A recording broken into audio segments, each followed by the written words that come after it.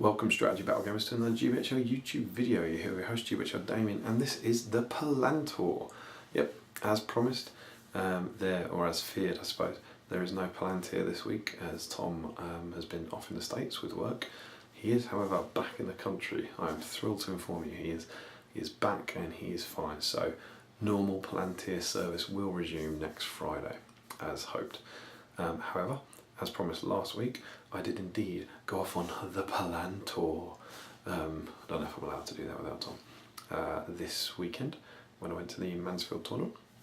And as is always the case on these weekends, you have all these plans for videos and there's just no time. The schedule's just crazy busy. So it was hard to actually find 5-10 minutes with anyone to sit down. But I did manage to track down 5 people, some of whom you'll know from videos and some of whom you won't, and have a chat about whatever was going on in their hobby lives. So we have got about an hour's worth of content for you of 5 different people just chewing the fat over the hobby, and we hope you enjoy it. I would like to apologise for the 2 of the interviews, the ones with Sam Page and with Alistair, which I'm going to put at the end of the show. We were recording them in the bar and the background noise is very loud, so you're going to get the first 3 segments with different people who all sound pretty good, and then when those 2 come in, the background noise does get a bit distracting, unfortunately. You can obviously skip them if you don't want, if you think it's unbearable, but I thought it was fair to the guys to put them in. You can still hear what they're saying, and they've got some interesting stuff to talk about, so hopefully it won't prove too distracting. And you, I don't know, at least appreciate the kind of gesture and the idea behind what we were trying to do. But unfortunately, as is sometimes the way, war gamers with a few drinks inside them get a bit boisterous, and so the background noise was a bit much. Also, I have had a listen to it, and I think we're alright, but theoretically, in the background of these videos, there may be some bad language, because you are sitting near to tables of people chatting. I don't think there is, but I just thought I'd put that out there as a warning, and if there is anything in there that has slipped through, we apologise. But with all that stuff out the way, sit back, get your paints out, and listen to what a few different hobbyists are thinking about the hobby at the moment. And we will be returning, myself and Tom, next week for the Palantir episode 20. Until then, don't forget to comment, like, share and subscribe. Support your hobby, follow us on Twitter and like us on Facebook, and happy strategy battle game. Welcome back to the PalanTOUR, and at the moment we are joined by Mr. Kieran Street. How you doing, Kieran? Not too bad, thanks. Being distracted by the Scottish lads over there. Terrible Scottish lads. And Kieran's been on the channel a few times before, on various bat raps and speaking of Christian and such. But what are you here to talk about today? I'm here to talk about today a subject that came up in the drive up to Mansfield today in Damian's car, the Wonder Wagon, and it's why do gamers build their armies? What influences what they do to their models and the way that they actually build them? Is it for the aesthetic? Is it for the in-game benefits of being on a larger base, or of having a certain piece of equipment, that kind of thing? So you mean as in not army list, but physical assembling of models? Well, more the physical representation that you're using for that model when you actually put it on the field. Okay. I mean, the most obvious one that we're talking about here is the choice of weapon. So you've built your high elf captain. What have you chosen to give him? Have you given him a sword? Have you given him an axe? Yeah, flail, whip. You know, what's the kind of idea behind that? Have you gone with something that's going to look cool? That's going to look really aesthetically nice in the model? Or have you gone for something that's going to give you an in-game benefit? What's the reason sort of behind that? And obviously you seem to feel fairly passionately about this. So what do you think? Well, generally when I build an army, I'm not so much thinking about the sort of in-game effect that I want from the model as such. If I buy a cool hero, I want the hero to look as cool as he can be. And generally with Lord of the Rings, you've got a pretty good guide on what to use. Most elves will have it up with blades, most dwarves will have an axe, or maybe a sword, or a mace or something. We've got a lot more choice with those thanks to the recent Hobbit films. You get some pretty good guides in there. But sometimes it's cool to make like an Urukai captain holding like a mace or something that he's found. It comes down to what you want from what you're trying to do. I mean, some games out there like to build models to have a look that's completely different to what other people have seen. Stuff like, I don't know, maybe a Rider Rohan with a whip or something. I know James Bourne has converted his Warrior Goblins to have flails, and it's different because the obvious one is you always see his axes, but it is an in-game advantage because his idea is they always have low fight. They might get swamped during an advantage, but it's kind of cool. We saw someone fairly recently convert a load of Black Guard of Barad-dûr to have maces, and that was purely because they can then bash, which isn't a huge thing, but it was like I want them to have maces because maces are cool. It's like there's this sort of balance sometimes in actually building your army between wanting something, a rules effect that you're going to have on the field, and just having something that's going to look cool. I mean, we were talking a bit about Warhammer 40k and how you can build sort of different sized tanks and that. And there's a race called the Orcs, which a lot of gamers will be quite familiar with, but how they sort of, bodge all of their tanks together by just hammering bits of metal together and, bits of scrap on and anything they can get hold of. In game, you can build some massive tanks that look really cool and really orky, and then you've got some people who sort of suggest that, well, maybe you've done that for an in-game advantage. A bigger tank has less space to go across the board once you deployed it, that kind of thing. Well, it would start closer to the enemy. In theory. So then you get people who are building bigger tanks purely for that in-game advantage. Or like Alistair mentioned, there's a Skaven unit in Warhammer Fantasy that you can build in such a way that you've actually put the warp cannon or something on this. I think it's a Doom wheel you mentioned, but you've actually positioned the warp cannon so it's closer towards the enemy. So in this kind of case, you've built a model, not because it looks cool, but for an in-game advantage. So the Lord of the Rings example will be things like there's been talk about what happens if you build a fence on your base at the front. Do you then get in the way test? Groblog's a good example of him being up here. I've seen people cut the rock off, he's hanging onto rock so that he's lower down, to avoid kind of him being not getting in the way test. I mean, what do you think about that? I'm fairly happy with that because, I mean, to be fair, Groblog is a model that's always on a higher base. I mean, I've always thought the Groblog model was quite cool, and my own take on it is that a player shouldn't necessarily be penalised for doing something cool modelling-wise. Completely agree. Again, it's kind of like Gulliver could be an example. If you actually converted him to look like he was flying, or was it even split as eagles or on higher bases? Yeah, I think so. I've put my eagles in trees, so I've got that similar thing where the eagles are high up, so they're never going to benefit from the way test because they look cool. They look really cool, and also from having actually played a few games with alongside Alice's eagles, the fact that they're on the low bases does mean that the wings are a real pain for actually hitting enemy models when you try to when you try and charge them. I mean, I think with Groblog, my issue with that was always like. It's a relatively expensive model. I think it was at £10, £12, something like that when it came out. I'm not sure it's still in production actually, but you've paid that amount of money. You shouldn't then have to cut the rock off to make it competitive. So I think it's a cool action pose. It's not meant to represent him dragging a rock around. Yeah, so because in most games, like friendly games, I'll be like, he's the height of a goblin. Yeah. I wouldn't be like, oh, he's actually up there personally. I think my take on it was always that scenery shouldn't influence your. In exactly the same way, if you put the fence in front of someone, they shouldn't get in the way for it. It's an aesthetic choice you made for that model. It's not a piece of terrain. I've done similar things with my opponents using Rangers of Gondor, or when I've been using Rangers of Gondor, the old metal ones, where you've got the guys who are standing and the guys who are kneeling, and it's sort of things like you end up with certain things like a Ranger of Gondor might not actually be able to see over a fence because he's kneeling, but that model is only representing a Ranger. That Ranger's not crawling across the battlefield on one leg. Yeah. We get similar things with just trying to be glued onto bigger bases for an in-game advantage, potentially. Yeah, which just I think... the idea that What didn't someone say? Can Bilbo Master Burglar be on the Smaug base? There was some sort of nonsense like that because he's I've bought Bilbo Master Burglar, but I haven't bought the one that blister tag. I bought the one Smaug. that came with Smaug. Yeah, that's his base.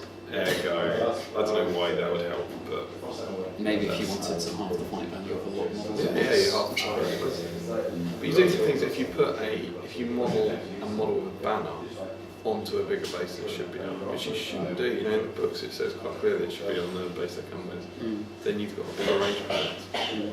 There's also things like the is it the not the Vault Wardens, the King's Champion for the Dwarves. Because that was classically a model on 3 separate bases, but Games Workshop actually provided an example where it's on 1 circular base, although that was maybe for War of the Ring. Yeah, potentially. But even then, that would have had to have gone in a unit, wouldn't it? It depends, some of them could be independent. You get things like the Golden King, because he's a banner, isn't he? You can't see a banner. But he's actually got 2 bases. You model him onto a nice, big, round base. Have you done that for aesthetic reasons? Or have you done it because suddenly his banner will reach further? And, sometimes someone can have done something because it provides a decent in-game effect, but it also looks cool. There's no... It's just one of those grey areas, really. I mean, yeah. Something to that effect, anyway. So, yeah, something you feel pretty strongly about, I think.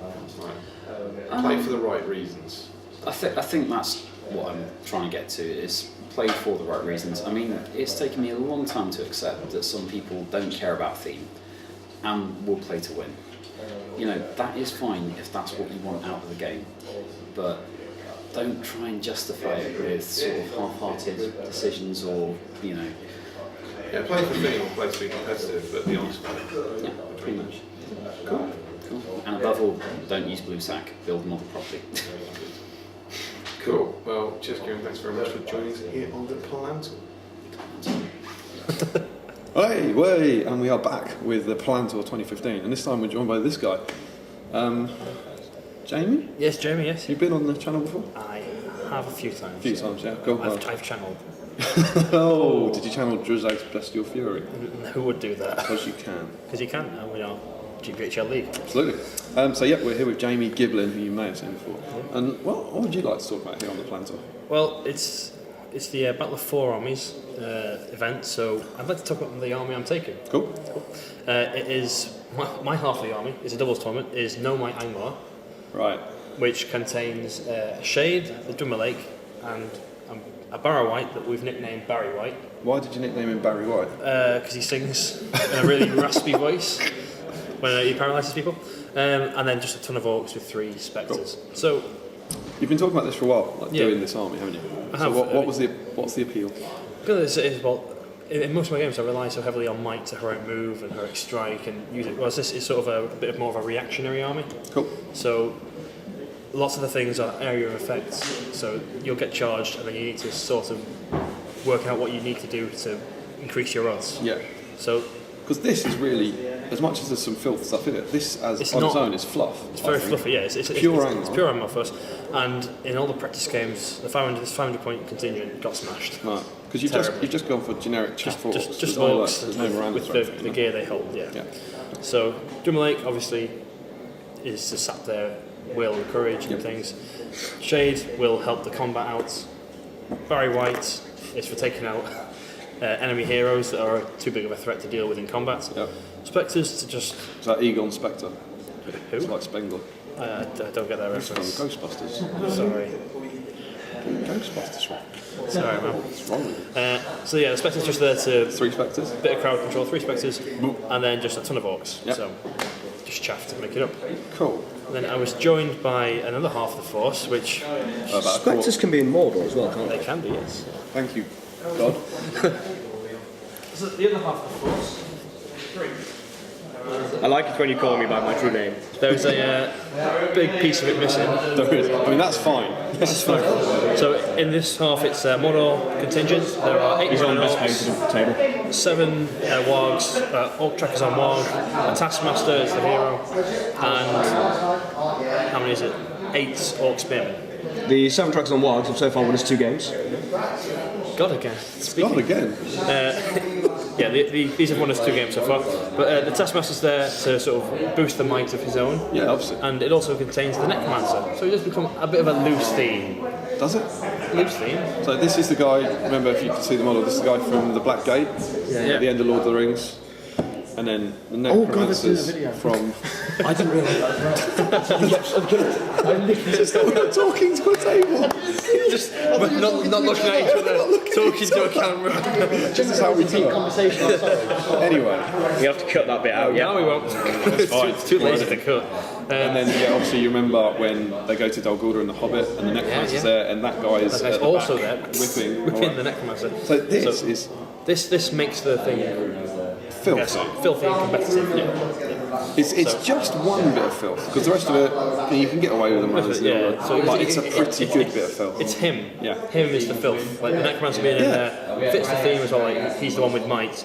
You know, is he 50 points? Yeah, 50 points. It's the same as an Orc Captain. And he's a bit more than an Orc Captain. He potentially unlocks the possibility for the heroic moves to continue. And constant channelled Chill Souls. Chill Souls, yeah. So when you combine that with the Drummer Lake, that's when it becomes a bit of a nasty thing, because we're getting free might potentially and taking away your might. Sure.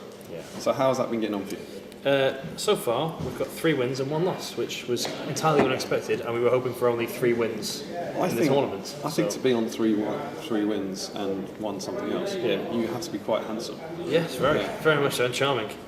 The most handsome people are on 3 wins and another result. Yeah, so fortunately my partner brings that. Does he bring the handsome? Yeah, he brings the handsome. Who are you? We might as well say, who are you with? This, I'm with James Braun, the Hobbit. Do you want to run around the back there? You may be able to see him on the Games Workshop website. Yeah, he is the comparison. He is the comparison to a Space Marine. You do your own look at a Space Marine. You'd have to stand up so that there's something taller than me. Okay. I can only model with appropriate props. If we do, it's the other way around. There's a Space Marine here, and this guy's doing And if it's the wrong way around, you need to be over here. Okay.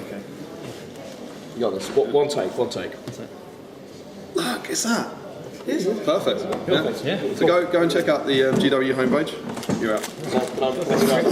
Free advertising for GW's current Shameless plug. I like the entire thing's channel. It's really check out the homepage. It looks just like that. Yeah. Very small Space Marine as well. I think that's made me quit the hobby. So yes, and 3 wins and a loss. Pretty good. It is, yeah. Is the Necromancer and the Taskmaster doing that for you? Yeah, the game that we lost was the game where every single spell we cast was resisted by the White Council. Right. So quite fitting theme-wise, but frustrating as well. So what would you say are if someone was about to try and beat this army, what would you say were the weaknesses of it? Drummer Lake, having only no might and 2 fates. Yeah. The weakness as well. Yeah. Shooting hurts us. We've only got defense 5. Right. Yeah, because these are 2 things you don't have. Yeah. We're playing in the next game. Yeah. I was hoping maybe to get the Taskmaster could be pulled towards you 20 inches as part of a special rule. It's too long. And it's Lord's Battle. We might as well talk about that. We're doing Lord's Battle next. Against The Battle of Azanalbazar, the utter fluff that's doing unexpectedly well. Unexpectedly. Way. Oh, it's so the title. Just comes naturally. Yeah. It's going to be interesting. And it's Lord's Battle, and I think we're in trouble due to this guy and the Necromancer. The Necromancer, who is currently on a painting competition. Is it fun to use? It is fun, yeah. You've got lots of fun things to do. It's fun things like take a courage test, take a courage test. Your hero might be paralysed. Take it. But the only downside is when you have to start taking moves and things die too quick. Yeah, I mean the orcs. And if you break, it's not fun for anyone. The orcs are chaff, but then you have the shade bubble, which helps. Which helps, yeah. That's why and I've actually also done something with I've taken 5 2-handed weapons, and I made sure I've done 2-handed and piercing struck every time with them.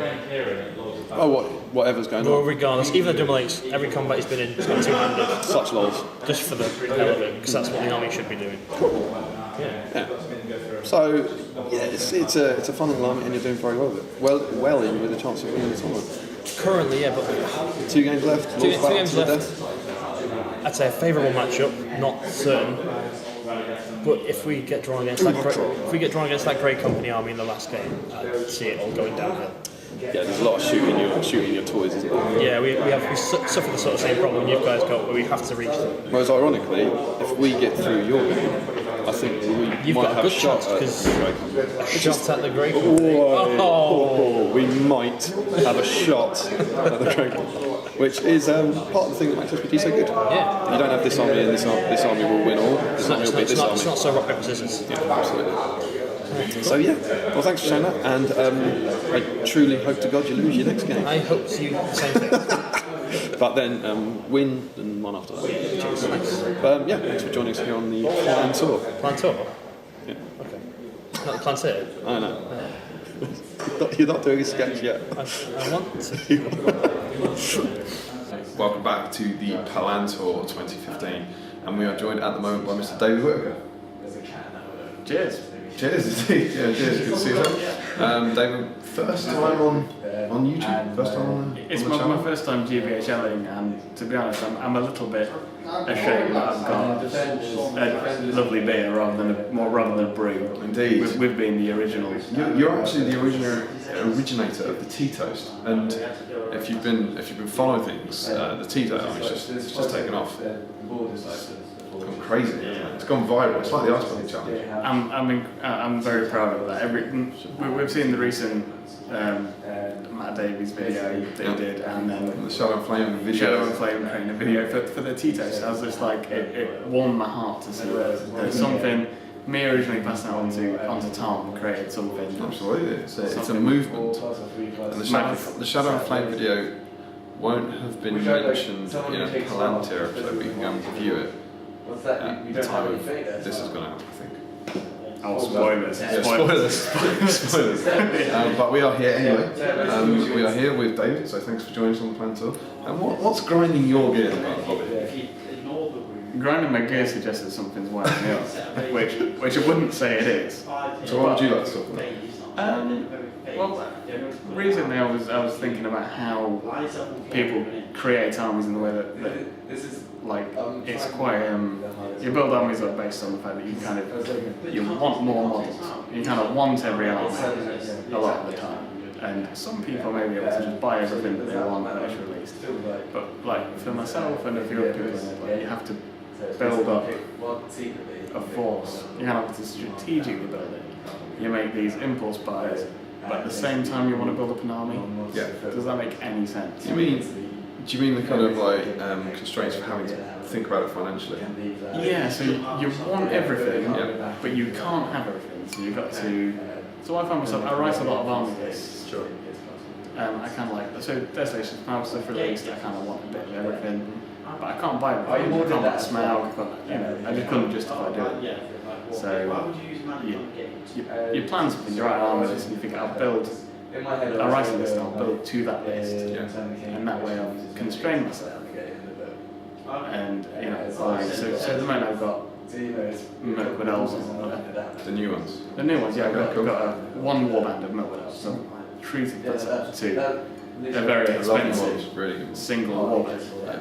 But to do that, I wrote a list that uses Mirkwood Rangers, Palace Guard, one warband of Mirkwood Elves, and a hero for each war. It's just £750.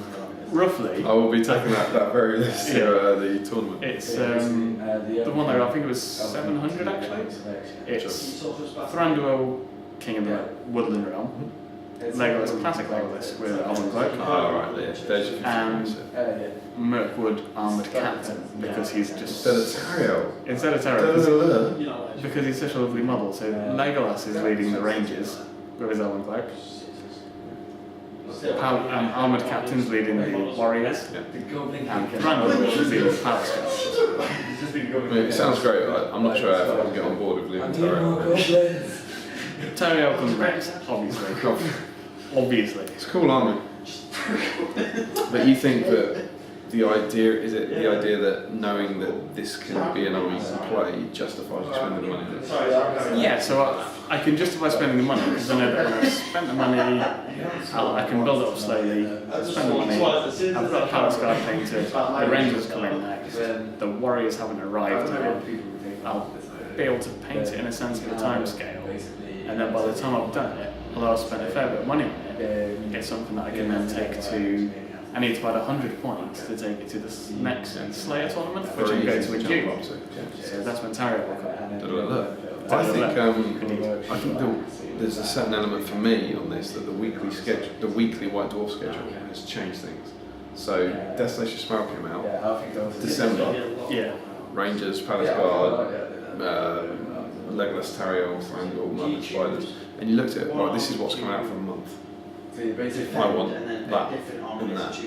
And then I think in January all the later stuff came out. Next month this is what's coming out. Whereas with the Battle 5 armies, you had new Hobbit stuff.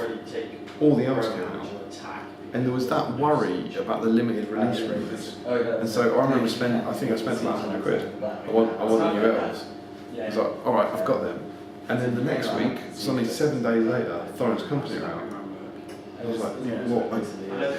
And there was still, for the couple of weeks, there were a lot of rumours about limited stuff going on. I was like, well, I've got to get them. And so I went and ordered the Thorin's Company, that's 100 quid. And at that point, I remember saying, I can't keep spending 100 quid a week. And so I don't have the late stuff. I got Bard for Christmas. But I haven't got my... Is that Bard or Menlands or Bard? Bard of Horse. I haven't got the Wind Lance. And I actually just picked up a blister today of one blister of Militia from Slayer because they had them in a shop, a bit of an impulse buy. But I didn't go out and do the Lake Town week because I was like, I've got to stop. You know, and there's something, these are first world problems, aren't they? But there's something about kind of a monthly release where you can plan your purchases as opposed to spending £100 on elves.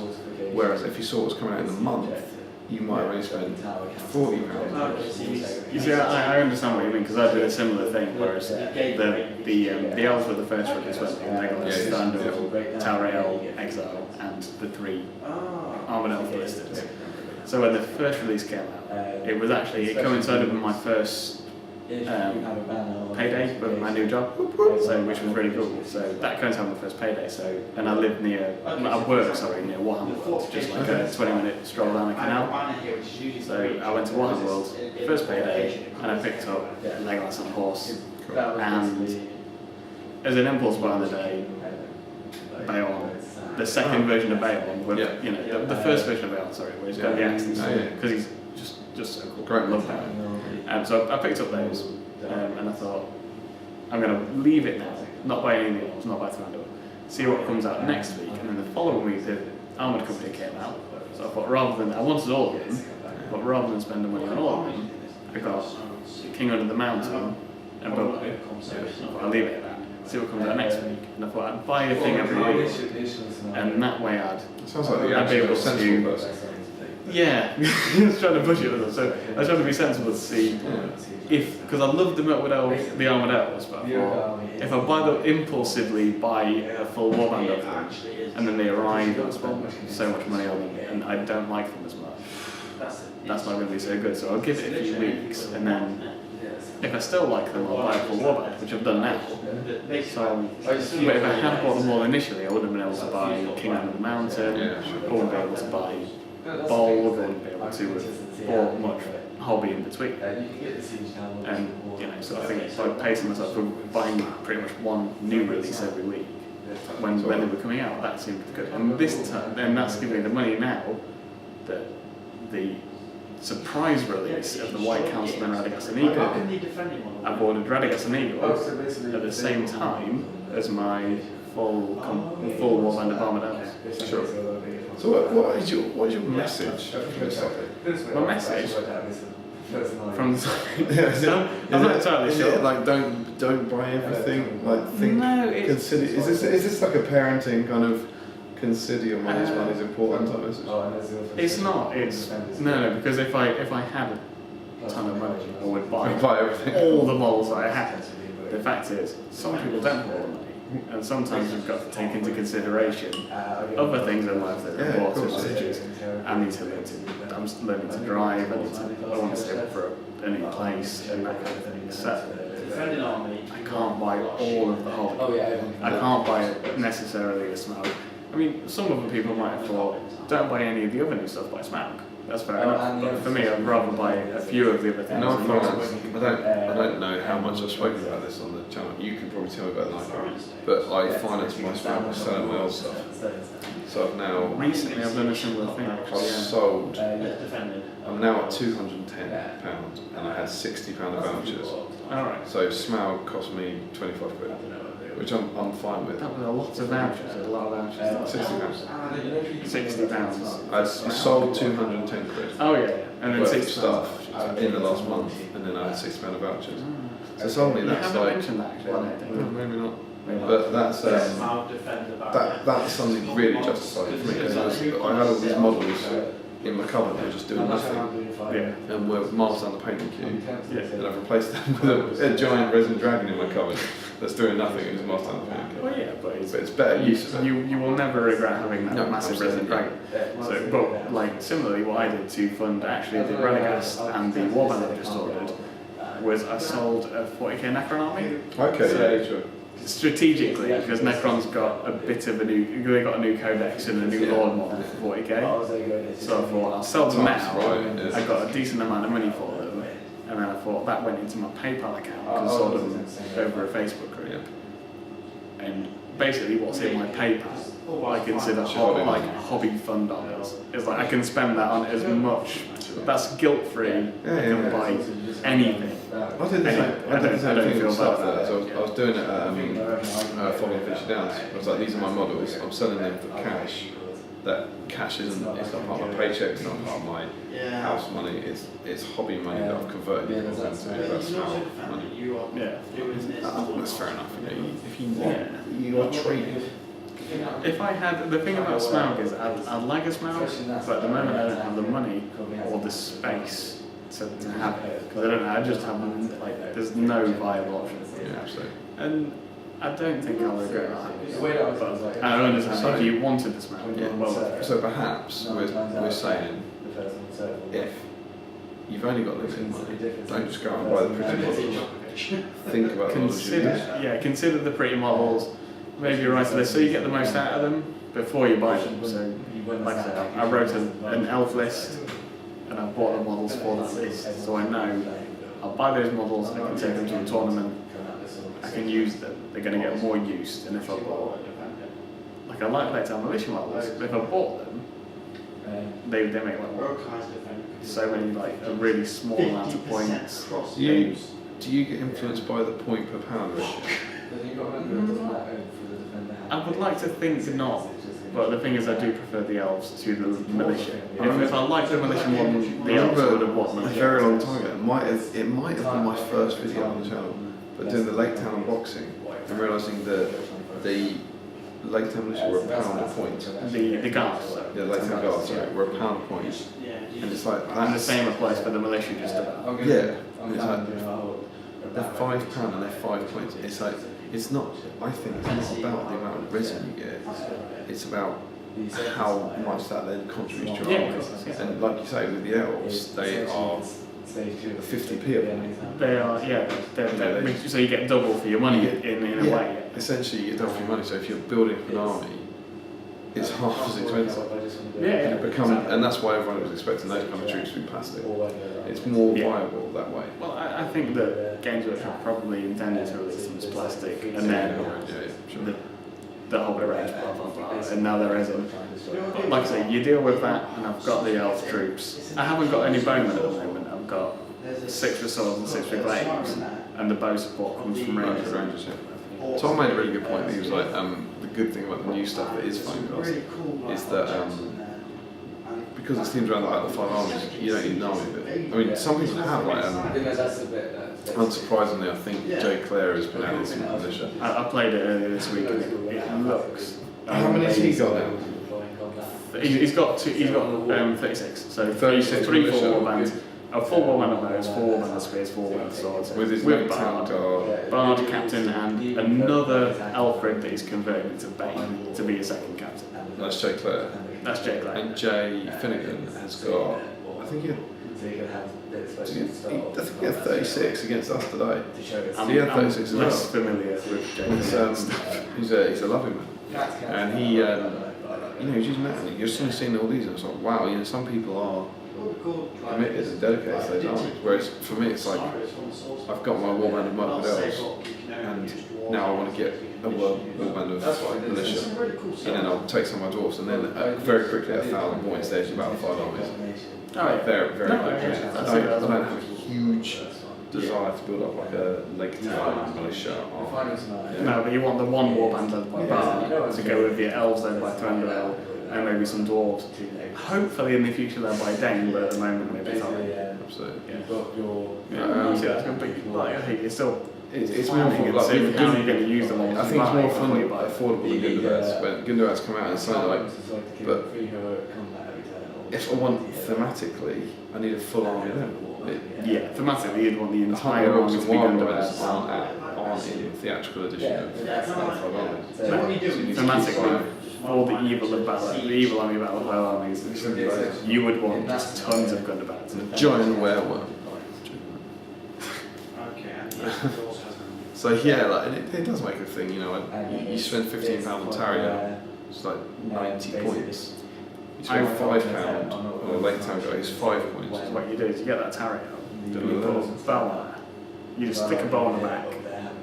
There's a map with Ranger who's got a good suitable bow on the back option. Stick that on tarot, you've got a tarot with more uses. I don't think you need the bow personally. No, but it's a nicer model and it can lead troops if she has the bow. Yeah, but I mean, I would be happy with that as a proxy. I think it's a much nicer model. If someone put that on the table, I'd be fine with that as Yeah. But she's still not got the bow. She doesn't have that. I might be being pedantic. She's a cool model. I am going to buy the tarot and put a bow on there. just because I'm a bit.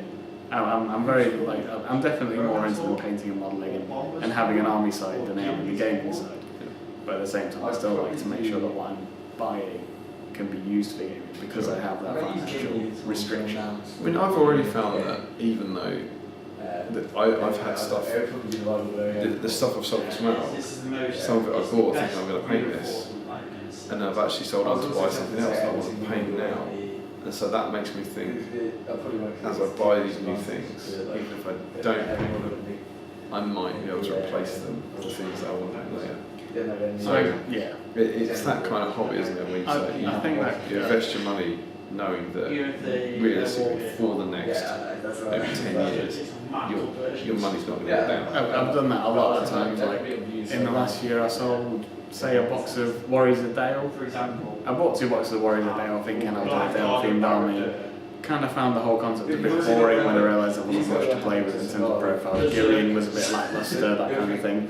So I sold the box Warriors a Day, knowing that although if I want them back, because they're a plastic box, I'll be able to buy them back later. But for now, I sold the Warriors a Day, and I bought something else that I wanted to learn. The thing that I got, I painted immediately. Whereas the Dale Warriors, they just had the box for ages. So if I want the Warriors Dale, I can still buy them. They are another warband thing for me. Yeah. I've got Girion. I think Girion's a lovely model, and I've got 2 boxes of that I want to paint up as a warband. But they were done as originally.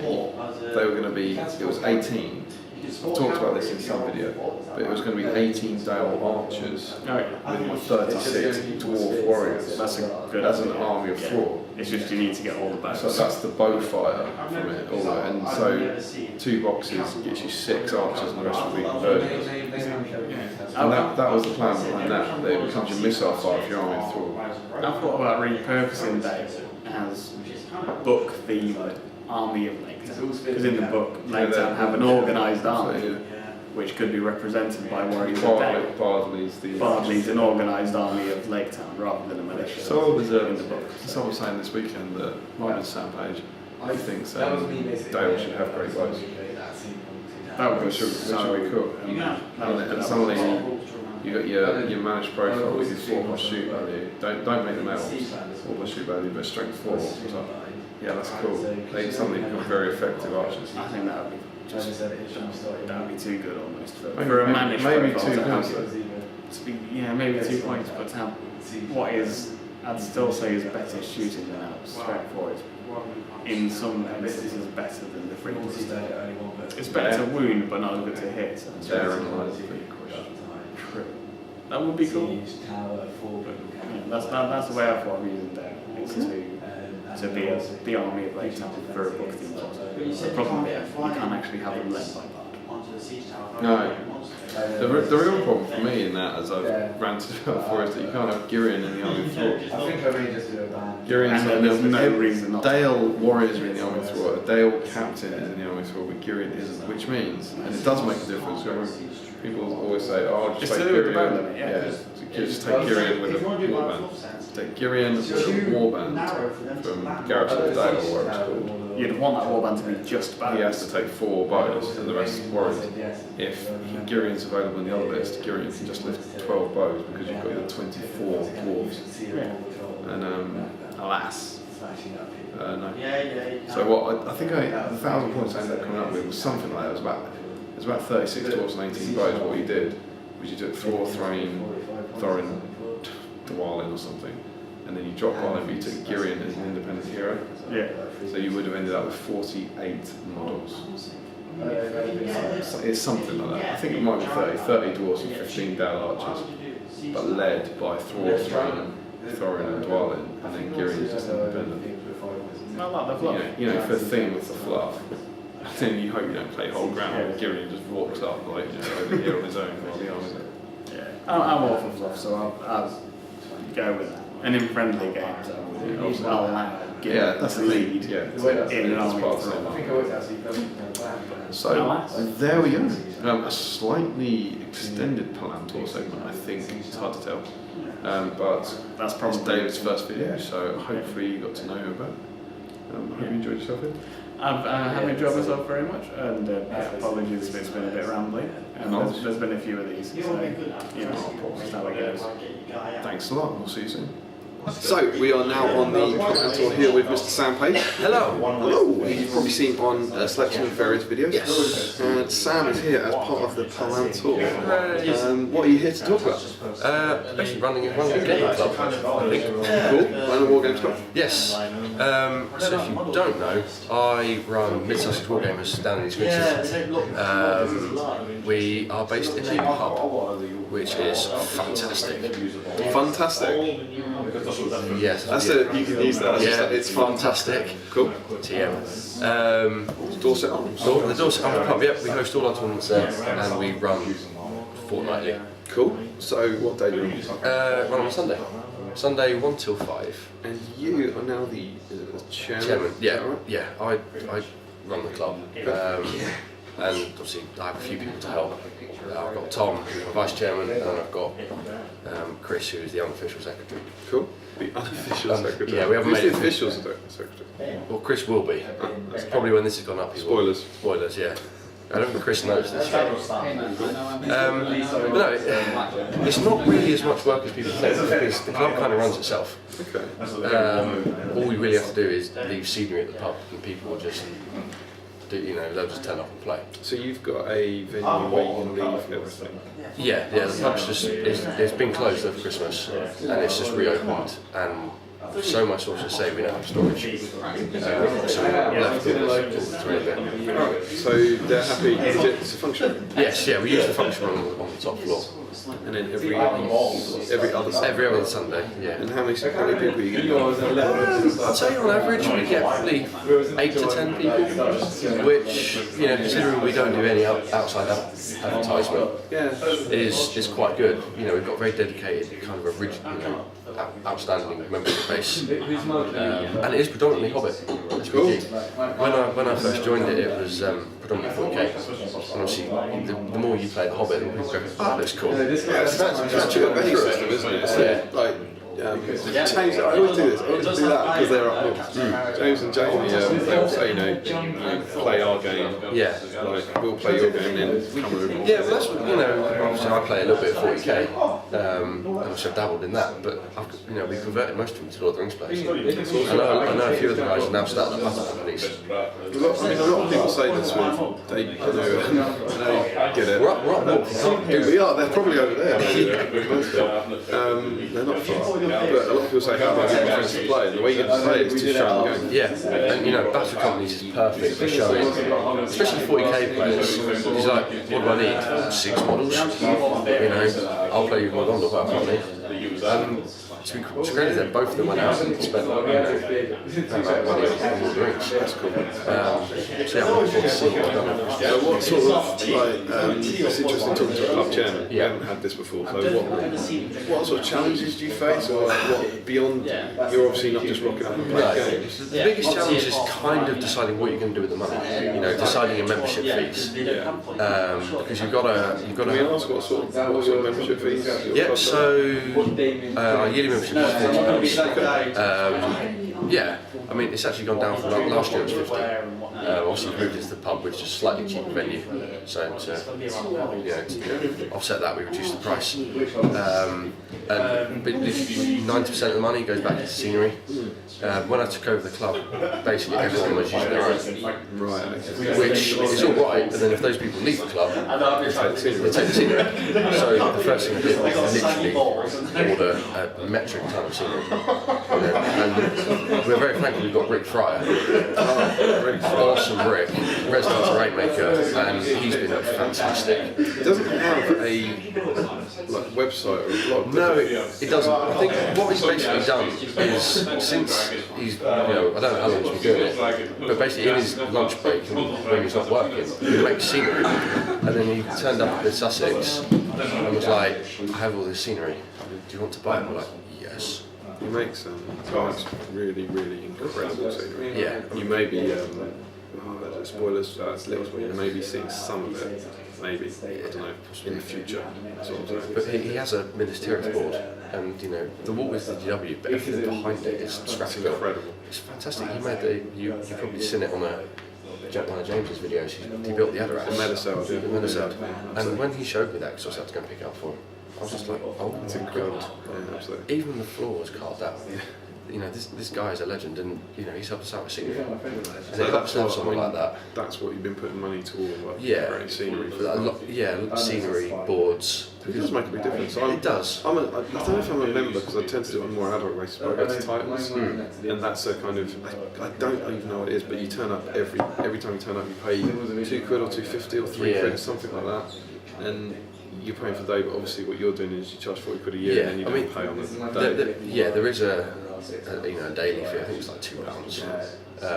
But obviously, if you go enough, and if you do your membership, we have got lots of custom dice. I think we've got 3 colours you can choose from. You get a selection of them, and what you also get, which has proved quite popular, especially with some of my newer players, is you get 10% off the tournaments, and you get about a month early access. So for our upcoming event, I had 9 sold before they even went on general chat, because all my new members went, I'll have a ticket. And they're probably players who have gone to the Lord of the Rings tournament. Yeah, I mean, I've got one guy who's never come to club, who went, I'll have a yearly membership and I'll have a ticket to your tournament. It's great. And it's fantastic to see. So it's good. It's a kind of, it's not a huge player base, but with a little bit of work, you can convert players to the Lord of the Rings. Which is pretty cool. Yeah, and you just got to be, when you're using the money, to make sure it's all well documented. But when everything goes through PayPal, it basically does it for you. You just look down PayPal and it's like, seller, that seller, that seller, that seller. And you just, you agree everything with your little board of members, so myself and Tom normally, and then turn up, turn up to the club and here's all the scenery, guys, And then go down to the pub afterwards. And go down to the pub and have a drink. Never been to any of the club days, but always try and make it to your event. I think the club's ever so slightly too far for a. For about 50 minutes an hour, but it's a bit too much for a day of gaming. But hopefully I'll try and put down this year. Welcome to host, Jeff. Very much. I would give you a plug. I would hand you a plug for your next event, but there's no need because it's sold out. It is. So the Battle for East Riverstead. Battle for East Riverstead, 15th of March.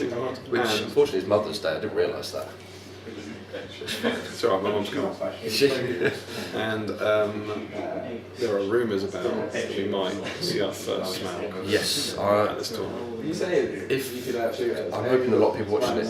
I do need the answers in by the 10th of March. Yes. Better get right. Yeah, 10th of March, those army lists. Yeah, I've heard rumours of a Smaug. He knows who he is. Yeah, you do. Yeah, I know your army list. But Yeah. But I really want to see Smaug there. We all want to see Smaug. Because the first one. Maybe we should make a video talking about Smaug. Maybe we should. Yeah. That's a good idea. Probably wouldn't go on for too long. No, when we get back, maybe we just out till 2 We'll o'clock do in the morning it. again. We'll do it in the future. Yeah, that's a good idea. Well, thank you very much for joining us. Thank you for allowing me Thanks for filling us in. Yeah. Different insight on what's like to run a gaming club. Yeah. And I hope you've enjoyed your time here on the makeshift PalanTOUR so far. Yeah, well, the Turk One is a fantastic venue. I think we should always host Yeah, we are. GBHL events. Yeah, absolutely. We're in the Turk One. I'd love to host it if I didn't have to drive for 3 hours. Yeah. Thank you. Welcome to the PalanTOUR, and we are here in the 281 guest house with Mr. Alistair King. How are you, Alistair? I'm very well. Yourself? Yeah, very well, thank you. So we're on the road. You're here on the makeshift festival of Triceratops. What would you like to talk about? Siege. Siege. SBD Siege. It's a fairly chunky section of it which no one ever touches upon. We don't really talk about Siege. No, because they're complicated and confusing and involve buildings and walls and stuff which you don't really have on your average board. You don't? So have you played a lot of Siege? No. But I want to. I think the sieges are the iconic moments of the Lord of the Rings story. Yeah, absolutely. You look at Helmsley, you look at Mansfield, they're the things that we remember. And to be fair, you can even chuck in Battle of Five Armies with Dale. Yeah, definitely. It's a little bit of that, isn't there? They get suicide program. Yeah. I think there was a big thing about how Peter Jackson was worried that the big fight in the third film was essentially another siege. And he wanted to make it look very different to Helm's Deep, which is why there's not very many ladders in Ministerial House. And you don't have like a glowing Legolas sort of killer. Yeah, that's the same way. Okay, so what are you particularly interested in Siege? Why am I? Because I had the really amazing idea, which regrettably I said that I would actually do, of running a GBHL tournament all based on sieges. Cool. Yeah. It's in May, the 9th and the 10th, hopefully. It's the Saturday and Sunday around that area, yeah, so... May's a good time to have a tournament. Yeah, I think all the best tournaments are in May. apart from those, like towards the end of May, the worst sort of... Really good tournament at the end. Really good. So what's going on in your Siege tournament? How's that going to work? It's basically 3 custom scenarios, kind of based off the 3 stages of the siege. So you got the initial assault, and you've got like within the city, and it's the kind of last stand. The last one is kind of a combination of the 2, so more details will probably get revealed when they work out what actually doing. Sure. So this is very, very different to normal. Yes. So what sort of challenges have you found writing a rule plan? Trying to simplify the siege rules so that when you go to a tournament, you don't have to because if you're just having a game, so I just played you at siege. Yeah. It's sort of there you go. It doesn't matter if we spend 5 hours doing it. Okay. Whereas if in a tournament you're limited to 2 hours, 2.5 hours, you got to make sure everyone can do the siege rules and get a game done in that time. So do you think that the Siege game's normally longer? Yes.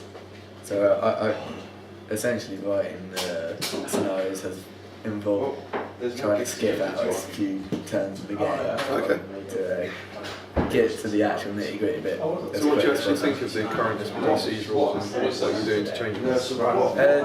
They're a lot simpler than the old Lord of the Rings ones. Yeah, it was one of those things where they removed, I can't honestly remember exactly what it is, but they removed stuff that you need, I found. When going back to them, there were certain elements about going up a ladder or taking a wall that used to be in the blue rulebook that aren't in the Hobbit rulebook. They're still going up the ladders, which I've in fact simplified from my tournament. because it involves when you've got models hanging off, so yeah, I just kind of simplified it a bit.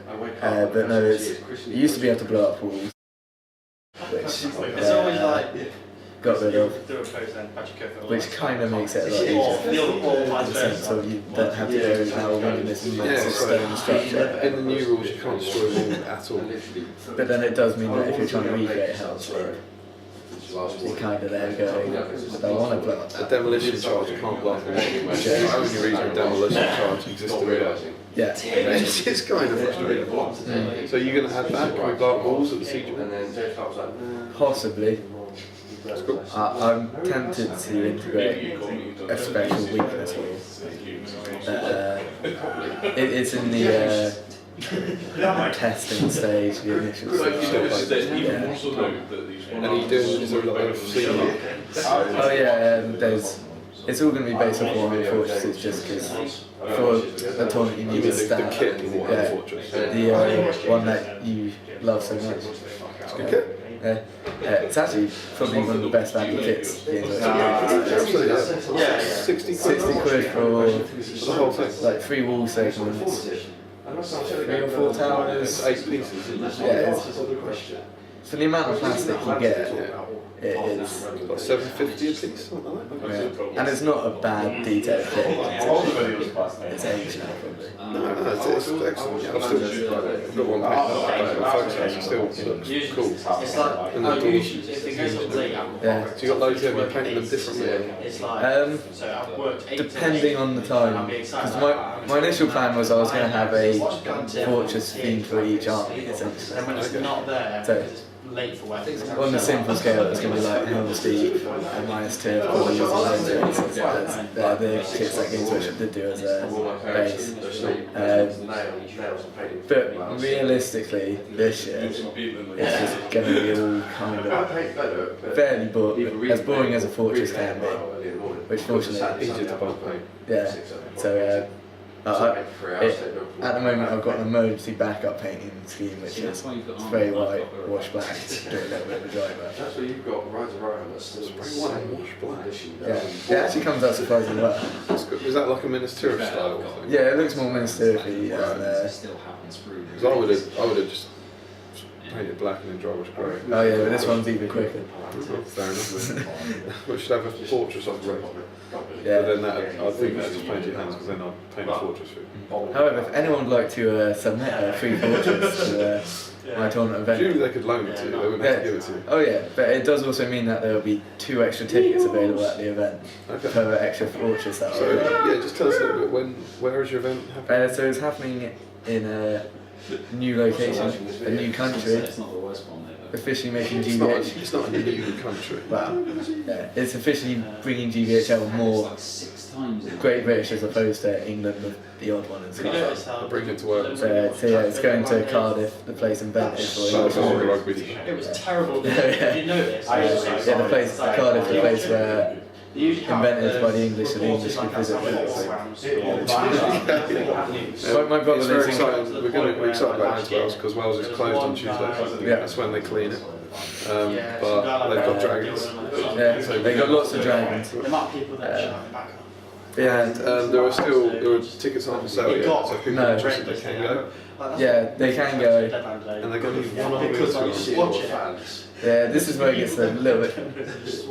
You can have one 900 point army, but within the games, yeah, so you'd have a 650 point army and a 900 point army and stuff like that. Because you have your army that's some that's attacking, some that's defending. So yeah, so the way it works is the 3 scenarios you got attacking and defending. So you got one. So one game you'll be attacking and you have 900 points, for example. Next game you'll be defending and you've got 600 points. So you can have those as completely different armies if you want. Right. But also you can use so you can use Uruk-hai to attack and you can use Uruk-hai to defend. Sure. It's kind of it's sort of meaning that the people who have got multiple armies can go. The people who only have one big core army can still go. And is your hope that this tournament will coming for your videos? Yeah, because part of it originally came around. Partly I wanted to something that you never really see, and also because people tend to give a bit of abuse to siege engines in the war. So I kind of thought I kind of did a tournament where siege engines were kind of half the fault. You're trying to put the approach with So you won't get all the standard and there's specials in there to encourage you.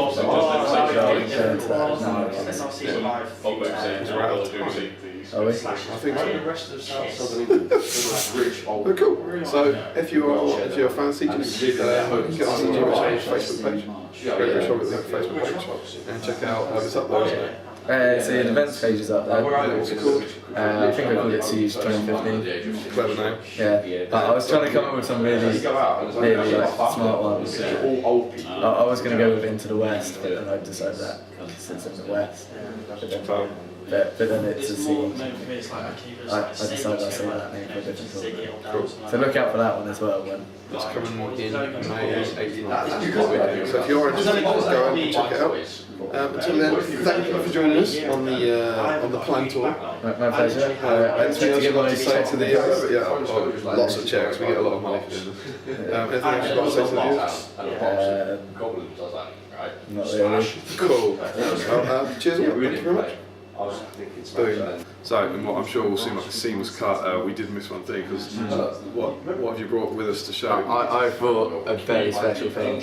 It's actually a Christmas present that I acquired from my workplace, which I'm implementing. But it is It's stolen. no, it's more left behind, and I took it as a tip. What you got this? It is my mug. It's a mug. We love that here on the Palantir. But it's no ordinary mug. I mean, it's a mug with its own Christmas jumper. That'd be perfect for Christmas tea. I know. I mean, I'm dressed for the occasion. Yeah, quite seasonal. Unfortunately, the occasion has passed. So have you supped from this? I did. In fact, I had a lovely brew this morning. How is it? It's actually really good, because I made myself a proper frothy hot chocolate, so I'm a fan of it. And the depth of it means that you've got like the foamy bit, but also keeps your hand warm as you... Sure. As a tea lover, I have two questions. One, does the wool get on your lip when you're trying to drink? Fortunately, there's a cunning design into this, which is you can just slip it down a little bit. Outstanding. And secondly, does the wool keep the tea warm? yes. I don't know, I kind of drank it before I I think maybe you should try it without the wool, see how warm it is, and then... Should I tell you the issue that I've got though? Is I don't know if I can take the wool off. It's like little can you show the viewers? Got the other kind of button up. You know, I actually only used this for the first time today because I was saving it in anticipation for the day when I get to go on. Oh yes, the Palantir, isn't it? PalanTOur. Yeah. Palantir. Not speak friendly question. It'll kick off. Not speak friendly. It is. Cool. Mug and a Christmas jumper. Well, thank you very much for bringing your mug along, Aston, and thanks for being here. Thanks for showing your mug every week. That's what we do. Cheers.